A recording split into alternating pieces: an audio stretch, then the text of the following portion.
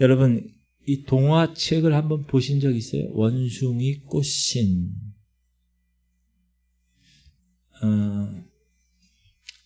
나무 막 왔다 갔다 하는 원숭이에게 어느 날 여우가 찾아왔습니다. 야, 원숭이, 내가 너한테 선물을 줄 게 있어. 무슨 선물이냐 하면 신발이라는 거야. 한 번도 안 신어봤지?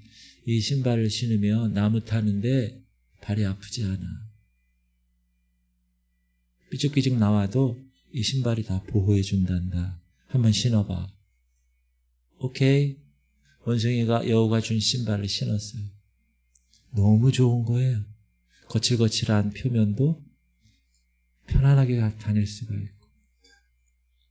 그렇게 여우에게서 신발을 얻어 신고 편안함을 누렸는데 시간이 지나면서 그 신발이 닳아버리게 됐어요. 새 신발을 구하게 되니까 신발을 벗어도니까 야, 맨발로는 더 이상 다닐 수가 없게 되는 거예요. 나무를 오를 수가 없게 된 거예요. 오랫동안 신발을 신다 보니까 굳은 살이 다 사라져 버렸어요. 그래서 원숭이는 결국 여우를 찾아갑니다. 그리고 비싼 값을 주고 계속해서 신발을 사야만 했습니다. 여러분, 이와 같은 일이 실제로 아프리카에서 일어났어요.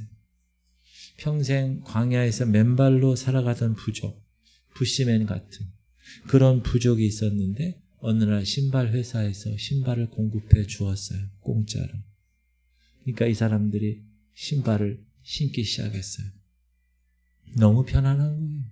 돌뿌리에 발이 아프질 않아요. 거친 흙바닥이 편안한 거예요. 그렇게 신발을 신게 됐어요.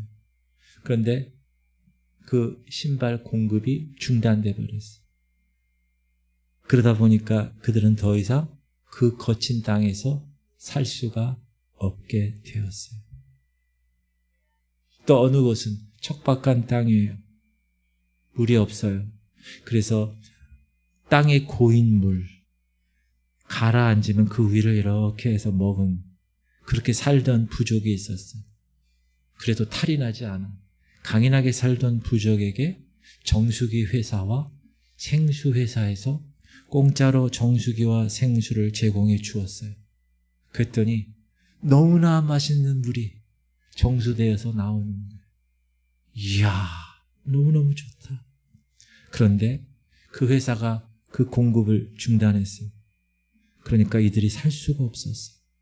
그렇게 척박한 땅에서 그렇게 땅바닥에 물을 마시면서도 강인하게 살았던 그 부족이 이제 살 수가 없게 되었습니다.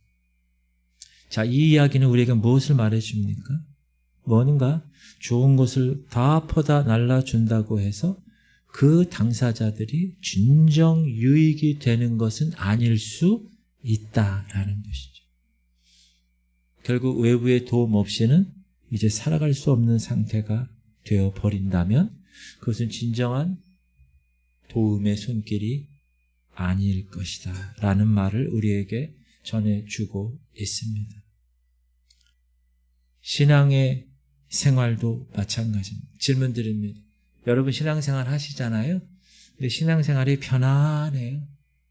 안정적이에요. 그리고 한없이 보장된 분위기 속에 있어요. 그럼 우리 신앙이 성장할까요? 아니면 중요한 신앙의 요소들을 잃어버릴까요? 답은 후자입니다. 평안하고 안정적이고 보장된 모든 제도 속에서, 그런 조직 속에서 우리가 자꾸 영적으로 무언가 서비스만을 받는 사람이 되어버리면 우리 안에 있어야 할 신앙의 야성이 사라지기 시작하는 거예요. 나중에는 그 서비스가 없으면 살 수 없는 존재가 되어버릴 수 있다. 여러분, 국립공원에 가면 이런 팻말이 붙어 있어요. 항상. 야생동물에게 먹을 것을 주지 마세요. 왜 저런 표지판이 붙어 있을까요? 야생동물에게 먹을 것을 계속 주면 야생동물은 더 이상 야생에서 생존할 수가 없기 때문입니다. 누군가 먹을 것을 줘야 살아갈 수 있는 존재로 되어버리기 때문에. 우리도 마찬가지입니다. 편리하게 제공되는 예배 서비스, 목양 서비스에 길들여지기 시작하면 스스로 내가 살아남을 수 있는, 홀로 서기 할 수 있는 영적 생존력이 현저하게 우리 안에서 떨어지게 된다는 것입니다. 우리가 몇 년 전에 코로나를 겪었어요. 여러분 코로나 때 기억나십니까? 코로나 초창기 생각해 보세요. 사람들이 이동을 할 수 없었어요. 그 집에만 있는 거예요. 격리된 사람이든 아니면 코로나 감염을 하고 싶지 않아서, 감염되고 싶지 않아서 집에만 있었어요. 저는 생생하게 기억해요. 근데 어떤 현상이 일어난지 아세요? 공기가 신선해지고 하늘이 아주 파랗게 됐고 맑게 개었고 하천들이 깨끗해졌어요. 여러분 그거 아세요? 저는 그때 이거 코로나 사람이 이동을 안 하니까 정말 날씨가 너무 좋았구나, 공기가. 자연이 이렇게도 빨리 회복될 수 있다는 것을 저는 보았습니다. 그냥 내버려뒀을 뿐인데, 코로나 때문에. 근데 자연이 하나님이 지어놓으신 창조 섭리에 따라서 스스로 정화하는 모습을 우리는 다 경험했습니다. 신앙도 똑같습니다. 지금 우리 앞에는 닫혀져 있는 것 같아요. 지금 재정은 IMF 때보다 더 어렵다고요. 사업하는 사람들 얘기를 들어보면. 그러나 실은 우리 안에서 하나님은 이 마지막 시대에 하나님이 행하시는 놀라운 영적인 정화 작용을 하신다는 것을 여러분이 영적인 눈을 뜨고 열린 눈으로 바라보실 수 있기를 주님의 이름으로 축복합니다. 겉으로 보면 소망이 없어 보여요.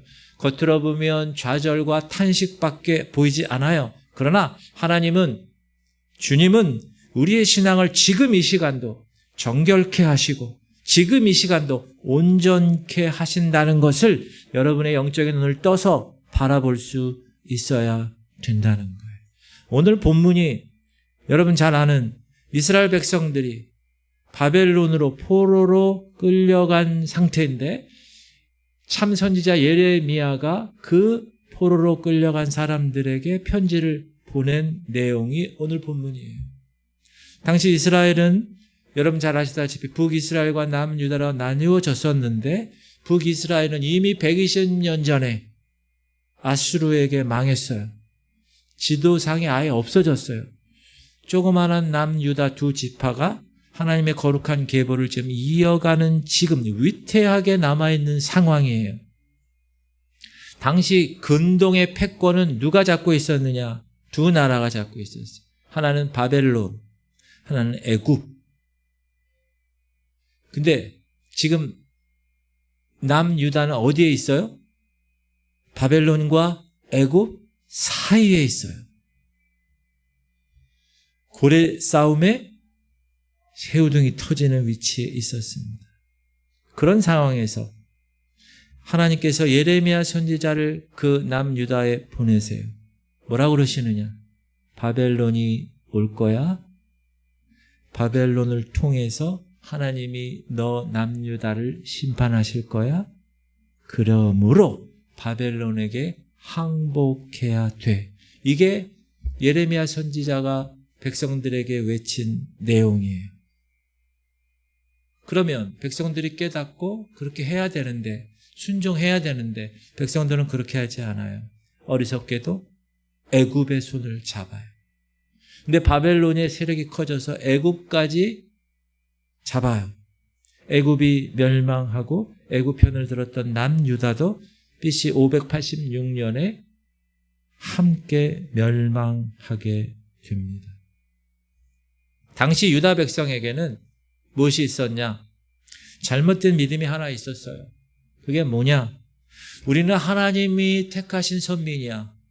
chosen people. 하나님이 선택하신 백성이야, 선민이야. 그리고 이 땅에는 하나님의 성전이 있어, 예루살렘에. 하나님의 성전의 의미 뭐죠? 하나님이 계시다는 거야. 임재를 얘기하잖아요. 하나님 성전이 예루살렘에 있어. 그러므로 우리는 절대 망하지 않아. 이게 유다 백성들, 당시 유다 백성들이 갖고 있었던 믿음이었어요. 그런데 하나님이 그 전에 하나님의 성전을 짓고 봉헌할 때 누가 있어요? 솔로몬 왕이 있잖아요. 그 왕이 하나님께 봉헌할 때 하나님이 솔로몬에게 이렇게 얘기하세요. 시작. 만일 너희나 너희 자손이 아주 돌아서서 나를 따르지 아니하며 내가 너희 앞에 둔 나의 계명과 법도를 지키지 아니하고 가서 다른 신을 섬겨 그것을 경배하면 내가 이스라엘을 내가 그들에게 준 땅에서 끊어버릴 것이요 내 이름을 위하여 내가 거룩하게 구별한 이 성전이라도 내 앞에서 던져버리리니 이스라엘은 모든 민족 가운데서 속담거리와 이야기거리가 될 것이며 가십거리가 된다는. 분명하게 성전을 처음에 지을 때 하나님이 하신 말씀이에요. 말씀대로 하나님 잘 섬기면 내가 너와 함께 있겠지만 그렇지 않고 불순종하고 우상 숭배하면 성전이라도 내가 선택한 백성이라도 내가 던져버리겠다. 성전이 있다고 절대 망한다는 게 아니라는 사실. 범죄하면 성전도 하나님이 버리신다. 그렇게 분명히 말씀하셨어요. 자, 여러분 잘 아시다시피 바벨론의 포로는 3차례에 걸쳐서 일어났어요. 첫 번째 포로로 잡혀갈 때 누가 끌려갔냐? 여러분 잘 아는 다니엘, 사드락과 메삭과 아벳느고 이런 사람들이 끌려갔죠. 두 번째 포로 때는 에스겔이 끌려갔어요. 세 번째 포로 때는 완전히 멸망해서 거의 다 끌려갔어요. 근데 오늘 본문은 두 번째 끌려갔던 포로들에게 예레미야가 편지를 쓴 상황이에요. 이때는 아직 예루살렘 성전이 무너지지 않은 때였어요. 그런데 예레미야 29장 2절을 보면 누가 끌려갔는지 나와요. 시작.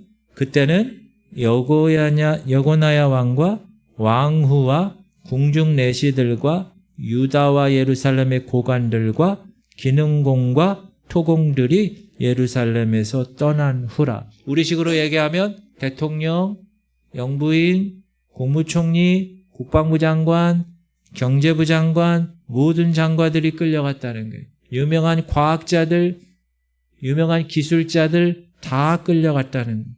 여러분, 한 나라의 핵심 인력이 다 하루아침에 사라졌다는 거예요.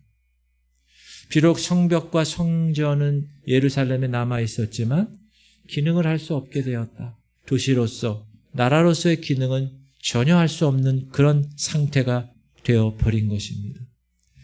끌려간 사람들은 얼마나 참담했을까요? 여러분이 만약에 그때 포로로 끌려간 주인공이라면 얼마나 괴로웠을까요? 분명히 성전은 있는데, 분명히 하나님도 계신 건데 상황을 보면 하나님이 안 계신 것 같아요. 하나님이 살아계시다면서도 전쟁에서 졌기 때문에. 당시 전쟁은 여러분 신과 신의 전쟁입니다. A 나라가 섬기는 신과 B 나라가 섬기는 신이 전쟁하는 것. 지금 바벨론에서 이스라엘이 졌어요. 누가 진 거예요? 여호와 하나님이 졌다는 의미예요. 자, 그 나라 백성들이 얼마나 충격이 컸을까요? 지금 자기 몸은 바벨론의 포로로 끌려와 있는 상황이에요. 그들이 느꼈던 참담한 심정은 어떨까요? 여러분, 지금 이 시대도 여러 문제들 때문에 느끼는 감정과 비슷하다고 이야기할 수 있습니다. 여러분, 지난 3년간 코로나 속 기억하세요? 우리 교회에서 성도들이 얼마나 기도했나요? 어떻게 기도했습니까? 하나님 이럴 수 있습니까? 어떻게 대한민국 역사상 합법적으로 하나님의 백성이 하나님의 전에 나오게 하는 것을 금하게 할 수 있습니까? 하나님은 지금 무엇을 하고 계십니까? 코로나 이후에 많이 변했어요. 어떻게 변했습니까? 교회 권위가 땅바닥에 추락했어요. 전도의 문은 다 막혀버렸어요. 직장에서 교회 다닌다고 하면 잠재적인 왕따를 당하고 예수 믿는다는 거고 전 예수 믿어요. I'm Christian. 이렇게 얘기하는 게 얼마나 부끄러운가. 여러분 지금 우리가 사는 역사를 보면 이렇게 부끄러울 때가 없었어요. 사실. 어디 가서 직업이 뭐예요? 목사입니다. 선뜻 나오지 않는 시대가 되었어요. 목사가 죄인도 아닌데. 지금은 교회 다니고 목사이고 이런 게 부끄럽고 눈치를 봐야 되는 세상이 되어버렸어요. 코로나 때 생각나십니까? 그때도 의견이 갈렸어요. 속히 전염병을 끝내기 위해서 방역에 힘써야 합니다. 주장하는 분들이 있었어요. 반대로 이건 종교 탄압입니다. 저항해야 됩니다. 강하게 나오는 분들도 계셨어요. 재밌는 거는 지금 예루살렘 성이 무너질 때 여론도 비슷했다는 거예요. 그 당시도 강경파들이 있었어요. 바벨론에 저항해야 됩니다. 절대로 우리는 망하지 않습니다. 이 사람들은 참 선지자 예레미야를 그래서 협박하고 살해하려고 그랬어요. 왜 그랬을까요? 예레미야 선지자가 계속해서 뭐라 그러느냐? 바벨론에 항복해야 됩니다. 외쳤으니까. 뭐 저런 놈이 다 있어. 실제로 바벨론의 포로로 끌려간 사람들도 있었지만 바벨론에 항거하다가 죽은 수천 명의 군사들도 있었고 또 적지 않은 무리들은 현실 상황을 피해서 주변 나라로 망명을 간 사람들도 있었어요. 애굽으로.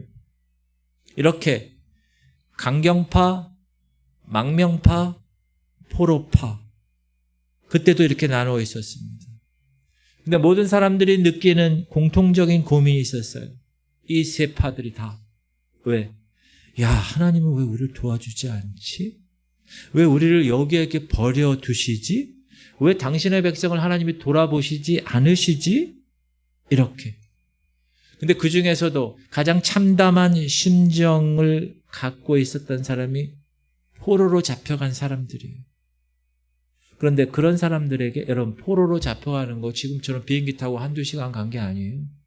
여러분 지금 이 이란, 이라크, 메소포타미아 지역하고 지금 이 이스라엘 있는 지역하고 얼마나 멀어요?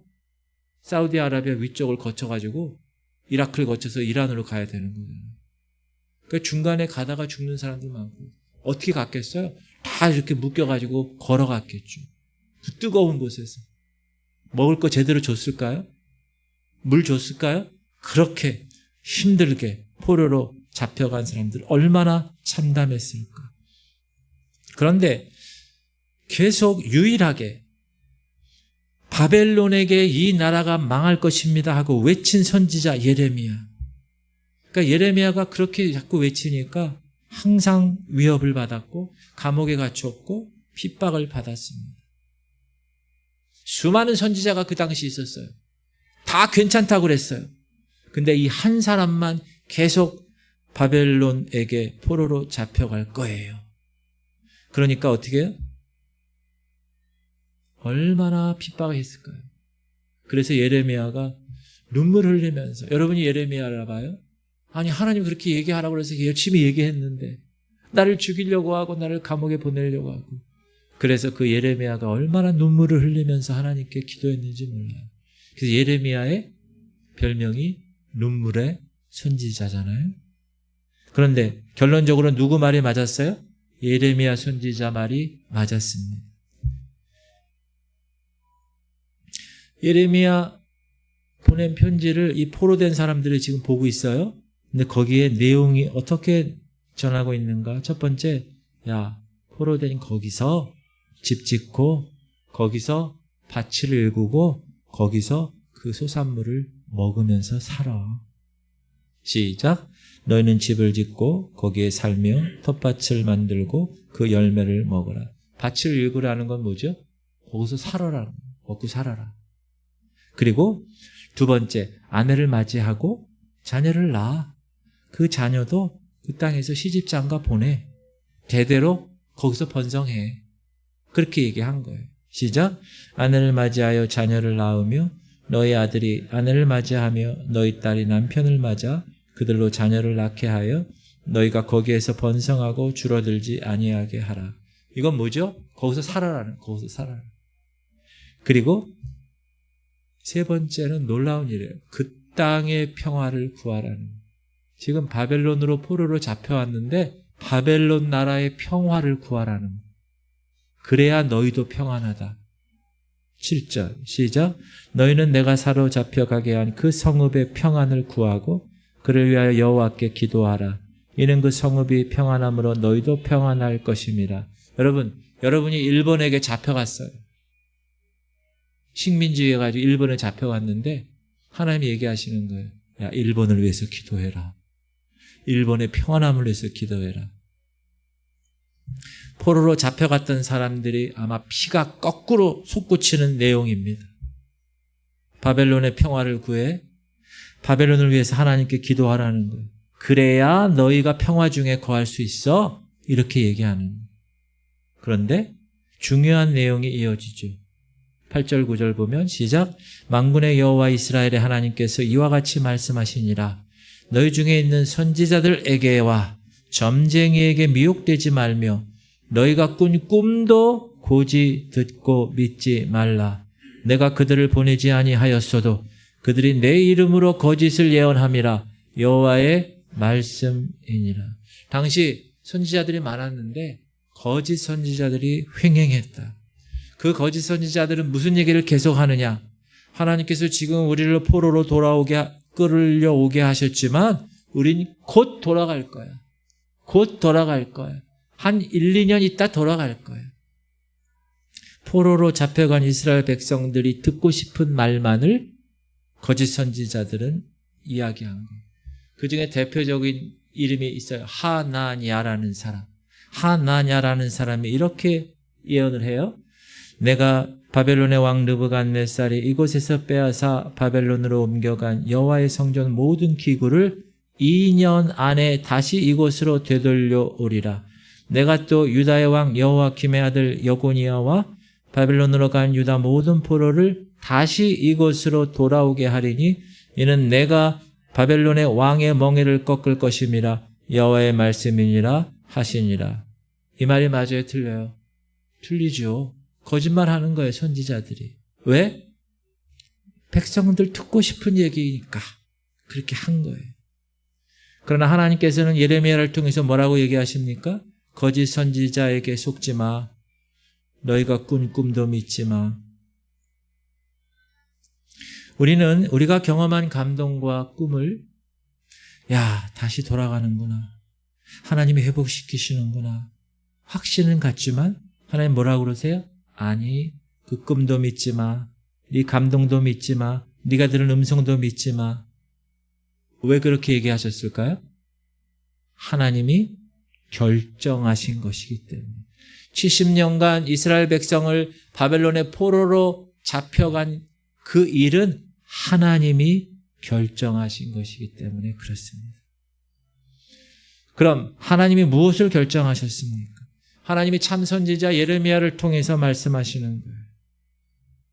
같이 읽을게요. 시작. 여호와께서 이와 같이 말씀하시니라. 바벨론에서 70년이 차면 내가 너희를 돌보고 나의 선한 말을 너희에게 성취하여 너희를 이곳으로 돌아오게 하리라. 너희는 바벨론에서 70년을 지내야 돼. 그 이후에야 내가 너희를 예루살렘으로 되돌릴 것이야. 그리고 놀라운 약속을 이어서 하십니다. 시작. 여호와의 말씀이니라. 너희를 향한 나의 생각을 내가 아나니 평안이요 재앙이 아니니라. 너희에게 미래와 희망을 주는 것이니라. 쉽게 말해서 너희 여기서 내가 죽이려고 하는 게 아니야. 내가 너희를 보내버린 게 아니라고. 너희를 향한 놀라운 계획을 가지고 내가 너희 여기 보낸 거야. 그렇게 얘기합니다. 그리고 더 충격적인 말은 12절 13절이에요. 약속의 말인데 시작. 너희가 내게 부르짖으며 내게 와서 기도하면 내가 너희들의 기도를 들을 것이요 너희가 온 마음으로 나를 구하면 나도 찾을 것이요 나를 만나리라. 이게 아무것도 아닌데 왜 충격적이라고 말씀을 드렸냐 하면 당시 사람들의 세계관을 여러분이 아셔야 돼요. 당시 세계관은 어떠냐? 사람들의 세계관은 신이 있잖아요. A 나라의 신이 있고 B 나라의 신이 있으면 이 신은 그 지역의 경계를 넘어가지 못한다는 생각을 했어요. 그게 세계관이에요, 당시. 여러분, 요나 아시잖아요? 요나 하나님 뭐라고 그랬어요? 아수르 수도 니느웨에 가서 하나님 말씀을 전해 심판. 조금 있으면 심판 당할 거야 전해. 근데 요나는 어디로 갔어요? 아수르로 가지 않고 다시스가 어디예요? 스페인이 스페인. 엄청 먼 곳. 왜 그렇게 도망갔을까요? 고대 사람들의 세계관은 뭐예요? 신은 지역의 경계를 못 넘는다고 생각하는. 바다를 건너서 이제 나는 이쪽으로 멀리 왔으니 하나님으로부터 멀어졌다고 생각한 거예요. 하나님이 타치하지 않는 곳에 내가 왔다. 근데 하나님 그렇게 하셨나요? 광풍을 일으키고 빠지고 고래 속에 들어가게 하시잖아요. 바벨론에 끌려간 포로들도 동일하게 생각한 거예요. 지금 야 우리가 여기 끌려왔네. 이 먼 곳에 야 하나님 같이 오셨을까? 못 오셨을까? 생각해 보니까 그 당시 세계관은 뭐예요? 지역 경계를 넘지 못하니까 하나님 못 오셨구나. 하나님 그래서 여기서는 우리가 기도를 못 들으시겠구나. 여기서는 하나님이 역사하실 수가 없겠구나. 이렇게 생각하고 있었던 사람들에게 하나님 뭐라고 그러세요? 너희가 와서 기도하면 내가 너희 기도를 들을 것이야. 온 마음으로 나를 구하면 나를 찾으면 내가 만날 것이야. 너희를 이곳 먼 바벨론에서도 만나주시겠다. 이 땅에서도 내가 너와 함께하고 내가 너희를 여기를 보낸 것이고 내가 너희를 만나줄 것이야. 그렇게 얘기했다는 거예요. 실제로 포로기 때는 가장 영향을 미쳤던 두 선지자가 예레미야와 에스겔 선지자예요. 근데 예레미야서, 에스겔서를 여러분이 읽어보면 그 선지자들은 이 포로 기간 70년을 어떻게 평가하느냐? 하나님이 이스라엘을 버린 시간이냐? 아니다. 하나님이 이스라엘을 정결하게 하는 시간이다 라고 평가한다는 거예요. 그러면 실제로 포로기 때 어떤 일이 이루어졌나? 여러분, 포로기 때 이스라엘에게 있어서 세 가지 중요한 일이 일어났어요. 첫 번째는 우상 숭배가 완전히 없어졌어요. 포로기 때. 여러분, 유대인들은 포로로 잡혀오기 전에는 율법을 제대로 준수하지 않았고 우상을 섬겼어요. 여러분, 구약 성경 계속 보세요. 계속 우상 섬기. 근데 우상 섬기는 게 하나님을 버리고 우상 섬기는 게 아니라 하나님도 섬기고 우상도 섬기는 거. 혼합주의. 그래서 포로로 잡혀왔어요. 근데 포로로 잡혀와서 가만히 생각해 보니까 우리가 왜 망했지? 우리가 왜 포로로 잡혀왔지? 우상 섬겼기 때문이구나. 율법 준수하지 않았기 때문이구나. 그걸 깨달은 거예요. 그래서 여러분 역대상 역대하를 보면 포로로 갔다가 돌아와서 쓴 역사서인데 거기에 보면 항상 우상 숭배에 대해서 율법을 준수하지 않은 거에 대해서 지적하는 거예요. 너희들 우상 숭배 때문에 망했어. 그러니까 어떻게 하자는 거예요? 우상 숭배 이제 버려. 율법을 준수하면 돼. 그래서 바벨론에서는 이스라엘 백성들이 다 우상을 버렸어요. 그리고 실제로 포로 70년간 이후에 돌아온 이후에는 이스라엘에서 이 우상에 대한 이슈가 없어요. 완전히 싹 사라졌어요. 하나님이 정결케 70년 동안 다루셨기 때문에. 두 번째, 70년 포로기 때 이스라엘 백성들은 율법을 철저히 지키기 시작했어요. 우상 숭배와 율법 준수를 안 했기 때문이니까 우상 숭배하지 말고 율법을 철저하게 지켜야지. 여러분 신약에 보면 서기관, 바리새인 이런 사람들이 나오는데 이런 사람들이 언제부터 나와요? 포로기 이후부터 나오는 거예요. 서기관이라는 사람은 뭐 하는 사람이에요? 성경을 한자 한자 쓰는 사람. 바리새인은 뭐 하는 사람이에요? 그 율법을 철저하게 지키는 사람이에요. 포로기 이후에 야, 하나님 말씀을 제대로 읽어야 되겠구나. 이제부터. 이제 제대로 지켜야 되겠구나. 제대로 살아야 되겠구나. 이런 운동이 일어난 거예요.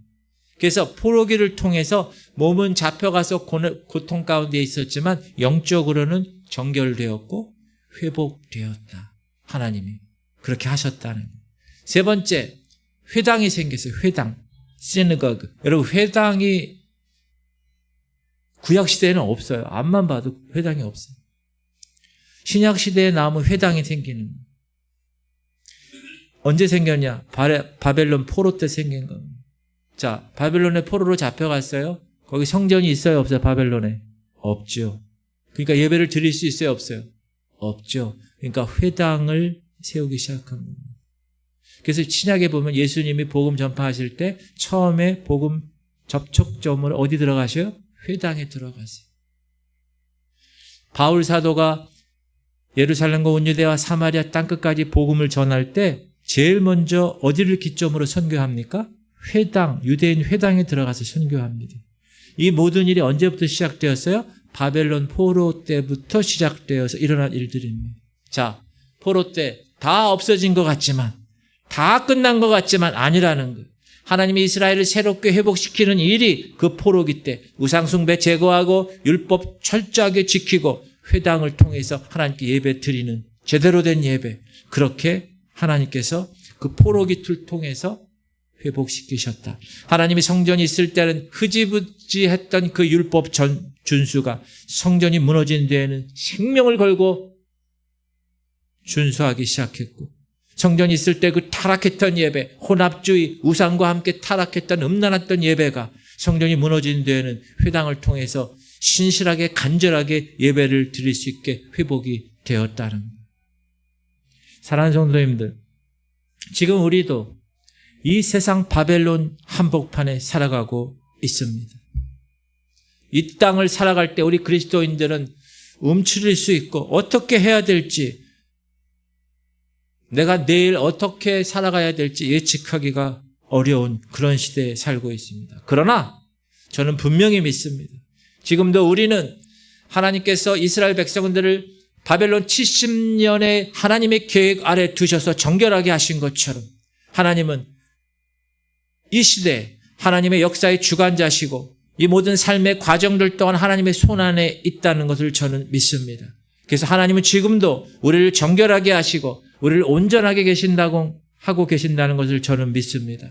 교회를 교회되게 하시고 예배를 예배되게 하시고 여러분 가정의 제단이 세워지게 하시고 여러분의 골방의 기도가 초소가 세워질 수 있도록 하나님은 지금도 일하고 계신다는 사실을 저는 믿습니다. 그러면 간권은 무엇일까? 바른 분별력을 가져야 된다. 바벨론 침공 때도 거짓 선지자들이 너무나 많이 있었습니다. 시대가 어리러울수록 하나님의 말씀을 대언하는 사람들이 얼마나 많이 활동하는지 몰라요. 지금도 그러잖아요. 신천지 얼마나 홀리마더, 독생녀. 전 생전 처음 들었어요. 독생자는 많이 들어요. 독생녀. 하나님의 이름으로 예언하고 하나님의 권위를 빙자해서 시대를 해석하고. 하지만 여러분 분별하셔야 돼요. 다 따라가면 망하게 됩니다. 분별하지 않으면 하나님의 시선에서 벗어날 수가 있습니다. 옛날 남유다가 멸망할 때 하나님의 뜻이 어디 있었어요? 바벨론에 순순히 끌려가는 게 하나님의 뜻이었어요. 그런데 그 중에는 끝까지 항거하다가 죽은 사람들도 있고 그것을 피해서 망명한 무리들이 있었다고 말씀드렸어요. 그들 스스로도 자기들이 확고한 신앙을 가진 사람이라고 생각했을 거예요. 그러나 하나님의 시선은 지금 어디를 향하고 있습니까? 예레미야와 바벨론으로 하나님의 시선은 향하고 있습니다. 바벨론으로 가야 돼. 거기서 살아남아야 돼. 거기서 번성해라. 번영해라. 내가 너희를 거기서 정결케 하겠다. 그리고 70년 후 너희들이 정결케 되면 다시 돌아오게 하리라. 할렐루야. 사랑하는 성도님들, 우리도 바른 분별력이 필요합니다. 이 거센 마지막 시대에 성도들이 듣기 좋아하는 교회 나오면 잘 먹고 잘 살고 번영신앙, 축복신앙. 그런 말씀, 물론 하나님의 축복하시지만 바른 말씀을 들을 수 있어야 돼요. 바른 분별력을 가지고 지금 이 시대가 하나님의 시간표에 어디에 와 있는가. 우리가 자칫하면 그냥 타협하는 타협자가 될 수 있어요. 거짓 선지자들 많으니까, 인원이 많으니까, 소위 쪽수가 많으니까 다 그것으로 대세가 될 수도 있어요. 그러나 하나님의 뜻은 그렇지 않다는, 저는 분명히 믿습니다. 하나님의 뜻은 우리가 이 바벨론 체제의 세상에서 살아남는 것임을 선포합니다. 우리가 어찌한다 해도 정권이 바뀌면 여러분 교회가 편안할 것 같아요? 지도자가 바뀌면 교회가 부흥할까요? 아니에요. 교회는 교회 안에서 정결하게 돼야 그 교회의 부흥이 일어나는 것입니다. 저는 우리 교회에 불씨가 있다는 것은 제가 알아요. 그러나 그 불씨가 활활 타오르고 싶어요. 저는. 그러기 위해서는 어떻게 됩니까? 하나님의 성령의 바람 불어야 되는 거예요. 그래야 불씨의 바람이 불어서 불이 번지는 것처럼 교회가 교회 안에서 정결하게 되고 하나님 말씀대로 살기로 결단하며 나간다면, 그 말이 별로 듣고 싶지 않아도 그게 하나님의 말씀이라면 그 말씀을 통해서 정결하게 되고 회개하게 되고 부흥이 일어나고 그 성도들 통해서, 그 교회를 통해서 하나님의 역사가 일어날 줄 믿습니다. 사랑하는 성도님들, 우리는 이 세상을 대표하는 바벨론 체제에서 지금 살고 있어요. 거기서 살아나셔야 돼. 버텨내셔야 돼요. 참된 신앙의 정신을 회복하셔야 됩니다. 그래서 성숙하셔야 돼요. 그래서 주의 성도들과 주의 교회로 살아남아야 할 줄로 믿습니다. 무너진 것을 다시 세우셔야 돼요. 주님이 맡겨주신 사명의 길을 다른 사람들이 인정하지 않아도 묵묵히 걸어가야 됩니다. 참된 교회는 침몰하지 않습니다. 참된 교회는 세상의 파도에 침몰하지 않음을 저는 믿어요. 오히려 그 파도를 타고, 여러분 서핑 알아요? 서핑? 그 파도를 타고 더 높이 올라가는, 더 하나님 안으로 깊이 들어가는 은혜의 자리가 그 파도 안에 있다는 것을 믿으시길 바랍니다. 거친 파도 날 향해 와도 주와 함께 날아오르리. 할렐루야. 제 인생에 있어서도 지금 돌아보면 힘들고 어려운 시절이지만 참 그리운 때가 언제인지 아십니까? 9년간의 개척의 시기였습니다. 죽을 것 같아서 하나님 앞에 엎드렸던 그때, 살려고 하나님 말씀 연구를 집중했던 그때, 여러분 제가 기도하고 막 엎드리니까 갑자기 하늘문이 확 열리고 막 빛의 광선이 막 쏟아지고 그랬을까요? 아무 소리도 안 들렸어요. 외로웠어.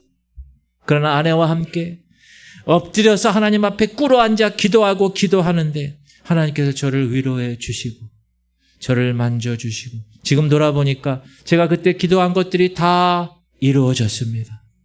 부족한 것이라고 생각했는데 하나님이 그 기도를 다 이루어 주셨습니다. 할렐루야. 사랑하는 성도님들, 상황을 보지 마십시오. 상황보다 크신 하나님을 보시기 바랍니다. 우리 안에 행하고 계신 하나님 보셔야 됩니다.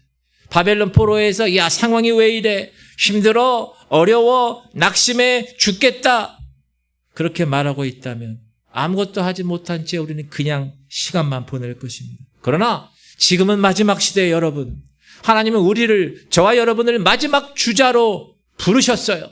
마지막 주자, 앞에서 믿음의 히브리서 11장의 성도들이 그 길을 열심히 뛰어 달려갔어요. 이제 그 바통을 우리에게 주었단 말이에요. 그 바통을 우리가 붙잡고 마지막 주자를 어떻게 해야 돼요? 뛰어가야지.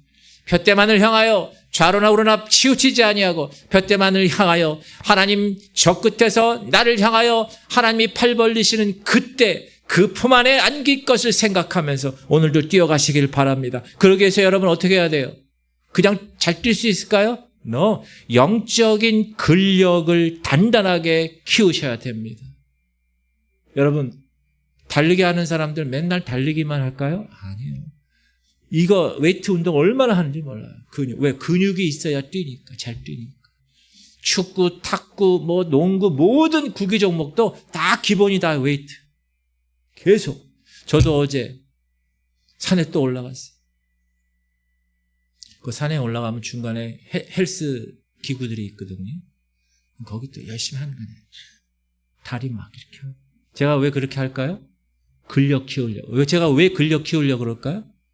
제가 은퇴하는 날까지 여기 똑바로 서서 건강하게 하나님의 이 사명을 감당하기 위해서. 만약에 빌빌거려가지고 의자 좀 놔줘요 여러분 이러면 그건 뭐가 되겠어요? 그래서 끝까지 다리 근력 키우려고. 사랑하는 성도님들, 하나님이 마지막 시대에 우리 교회와 여러분을 마지막 주자로 부르셨습니다. 아멘? 그러면 영적인 근력을 여러분이 평소에 하셔야 돼요. 그래야 뛸 수 있습니다. 하나님이 예레미야를 통해서 그 포로로 잡혀간 이스라엘 백성에게 뭐라 그래요? 야, 너희를 향한 나의 생각은 재앙이 아니야. 너희 지금 포로로 잡혀간 걸 재앙이라고 생각해? 아니야. 평안이라고, 장래에 너희를 온전케 하려는 것이야. 그렇게 약속하셨다는 거예요. 지금 우리에게도 말씀하십니다. 내가 너희를 향한 생각은 재앙이 아니다. 평안합니다. 너희를 온전케 하겠다. 너희의 삶을, 너희의 가정을, 너희의 교회를, 너희의 골방을 회복시키겠다. 할렐루야. 그 하나님의 음성을 듣고 이 음란하고 폐역한 이 시대의 바벨론에서 굳건하게 살아남을 수 있는 저와 여러분이 되시기를 예수 그리스도의 이름으로 간절히 축원합니다. 하나님은 이 세상인 바벨론 체제 가운데 우리를 놓으셨어요. 우리를 버리셨어요? 아니에요. 우리를 정결케 하시고 온전케 하시기 위해서 그러신 거예요.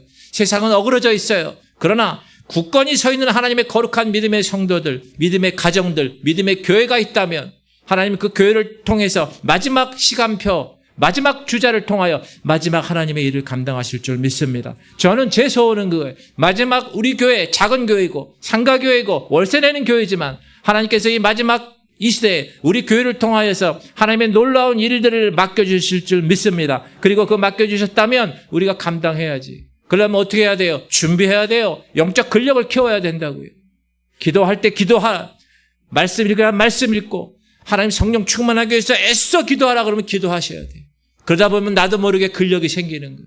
그러면 하나님께서 여러분을 우리 교회를 쓰실 줄 믿습니다. 말씀을 다시 읽게요. 시작. 여호와의 말씀이니라. 너희를 향한 나의 생각을 내가 아나니 평안이요 재앙이 아니니라. 너희에게 미래와 희망을 주는 것이니라. 너희가 내게 부르짖으며 내게 와서 기도하면 내가 너희의 기도를 들을 것이요 너희가 온 마음으로 나를 구하면 나를 찾을 것이요 나를 만나리라. 이건 포로로 잡혀간 때 얘기하신 거예요. 지금 아무런 희망이 없어요. 그들 세계관은 이제 이스라엘과 멀리 떨어진 이 바벨론에서는 이스라엘 신이 아무런 영향을 못 미치는 그런 세계관에 있던 사람들에게 하나님 말씀하십니다. 부르짖어. 기도해. 그럼 내가 기도 들을 거예요. 여러분 부르짖기 바랍니다. 기도하셔야 돼요. 온 마음으로 하나님을 구하세요. 그러면 하나님이 만나주신다고 얘기하셨어요. 하나님을 만난 사람은 제가 얘기하죠. 사냥개가 수십 마리가 있어요. 그런데 사냥감을 본 사냥개는 포기하지 않아. 끝까지 쫓아가요. 그런데 사냥감을 못 본 사냥개는 중간에 가다가 지쳐가지고 아유 힘들어 나 그냥 갈게 집으로 가요. 여러분 하나님을 만난 사람은 진정 거듭난 사람은 십자가의 그 사건을 체험한 사람은 가만히 있을 수가 없습니다. 왜요? 하나님을 만났습니다. 사냥감을 봤으니까 끝까지 그 사명에 하나님은 원래 왜 나에게 이 땅에 살게 하셨는가? 왜 목사로 나를 만드셨고 왜 성도로 여기 있는가를 항상 묻게 하시고 그리고 그 사명을 감당하게 하시는 줄 믿습니다. 다 눈 감으세요.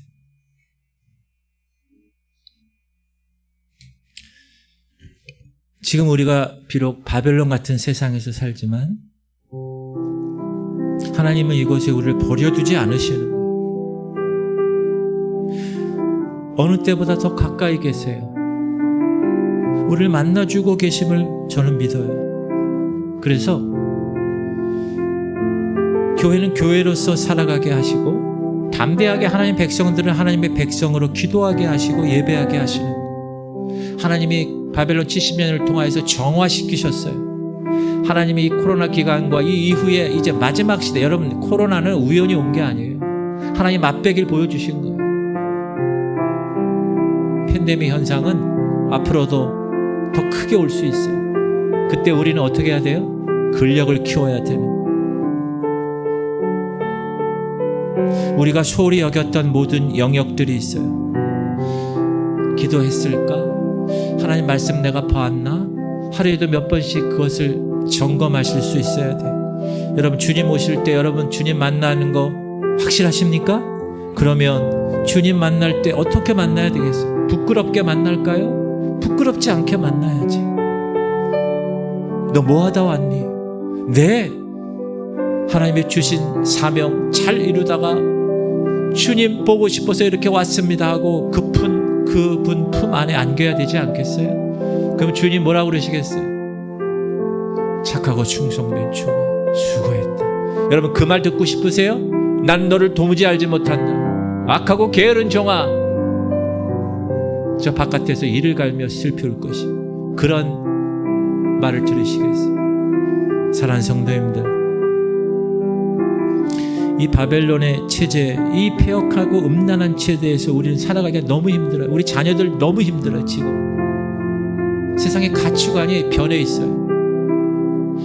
그러나 하나님은 우리 교회를 통하여, 하나님 여러분을 통하여서 정결케 하시는 놀라운 기간인 줄 알고 다시 한번 언제나 어디서나 모여서 하나님을 예배하고 하나님께 기도하고 하나님 말씀대로 순종하는 그런 하나님의 백성들 되시기를 주님의 이름으로 축복합니다. 우리 기도 제목, 주님 우리 성도들이 이 바벨론 같은 세상에서도 살아계신 하나님을 만나게 하시고, 여러분 하나님을 만나야 돼요. 주님 오실 때 부끄럽지 않는 거룩한 성도가 되게 하시옵소서. 착하고 충성된 종아, 우리를 향한 하나님의 생각은 재앙이 아니에요. 평안함이에요. 여러분을 다루시고 이 바벨론 체제에서도 끝까지 붙들고 포기하지 않고 가는 그 길, 하나님은 그 길 가운데서 우리를 만나 주실 줄 믿습니다. 우리 이 시간 한번 통성으로 기도할 때 부르짖으라고 그랬어요. 우리 주님하고 크게 부르짖고 우리 주여 일창하고 오늘 말씀 기억한 대로 하나님께 기도하겠습니다. 주여 할렐루야. 하나님